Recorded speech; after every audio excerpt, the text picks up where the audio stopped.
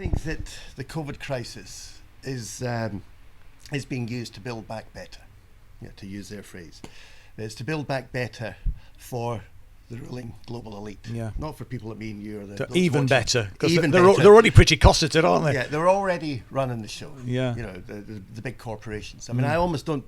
I mean, I was always brought up in the left to it was the nation state I cared about, and the establishment and the security services and stuff like that. I think the journey that I'm on is that I think there's like a power above that, which is corporate power, that kind of globalist corporate power that set the agenda of national governments. That is where I think the power lies today, and that's the people that are setting the agenda. Now, I fear that they're using the COVID crisis to kind of consolidate their own power. They're aware that late-stage capitalism is vulnerable, that with growing inequality, with issues of climate change and all the rest, that there's problems ahead for them. And so in order to deal with that, they need to bring in authoritarian measures in order to control the masses. And I fear that vaccine passes are going to open up the way to digital IDs, and digital IDs will kind of, once they're in place, I think we're screwed. I think that we're giving unprecedented power to the elite to control every aspect of our life. And I think it'll be the equivalent of like the Chinese social credit system, which they've been kind of trialing out in some major Chinese cities in the last couple of years, where every aspect of our life is going to be controlled by those that are in charge. So, if you want to access a public space, access public transport, even leave the house, that'll all be at the be controlled through this digital ID system in some way. That is my fear. And there's a challenge, isn't there, though, in terms of making that case.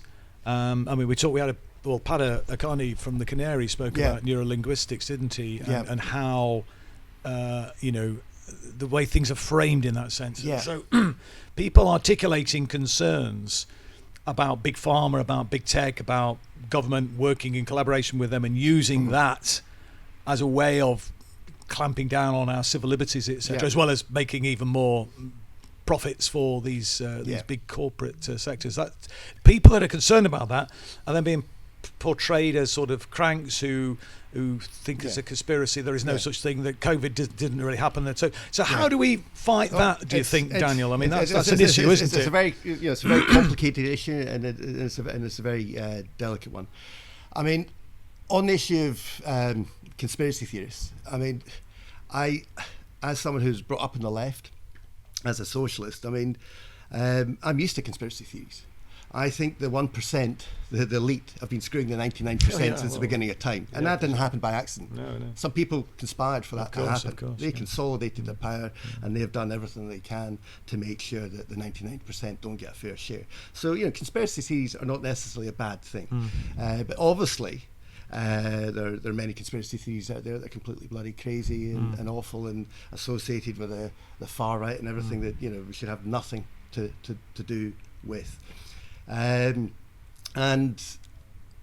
I'm afraid that I think the left have turned the COVID issue into a culture war. And they're making the same mistake they did with Brexit. I mean, I'm a Lexiter. I mean, I respect people who voted Remain. But I think that the Brexit issue was turned into a culture war. You were either, for the EU, which is presented as this, wonderful progressive institution, or you were a right-wing racist who was against immigration. Now, I think that was a bad framing of the debate. Like Bill Mitchell, I personally think the EU was a neoliberal institution and that we needed to step out of it. Many of the left didn't agree, and I think it was used to destroy the Corbyn project. I think a similar thing is happening here. I think that the left buy into the greater good argument. Now, of course, I'm all for the greater good. All my politics, my values, my everything I do is about we want to help people. We want to protect people and all the rest of it. But I think that I think the left have been played. I think vaccine passes, which many of them are promoting. I mean, the Labour. The Labour group in Wales, the Labour government in Wales, or whatever they're called, have brought in vaccine passes in recent weeks. And I think it's a mistake. I think they don't work in their own terms scientifically, even though my argument against vaccine passes is not a scientific one. But someone that has been vaccinated can spread COVID just as easily as someone who hasn't been vaccinated. So the scientific argument doesn't work for me. But the civil liberty one is what I push. I do believe that will be used to bring about digital IDs within the next couple of months or years. Then that will be aligned with digital currencies. Which will kind of centralise power and mean that what we can spend our money on and where we can go and what we can do will be ruled by the elite. They've always run the show, but they are just consolidating their power, and I think this is the fight of our lives. Once that's in place, it's going to be very, very difficult for the left to rally and fight back from that.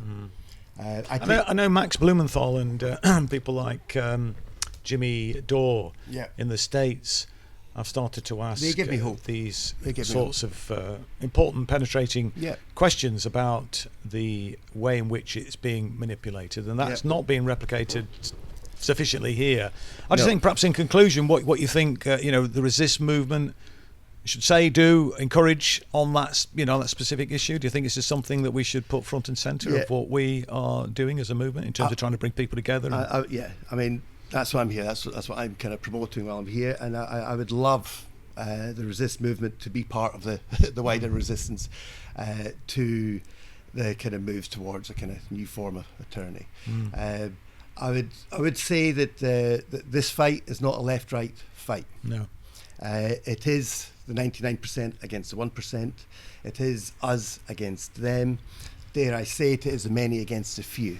But that means, and this is what some of your listeners and some of the people outside might find unsettling. That means we will have to march and group with those that we don't politically agree with.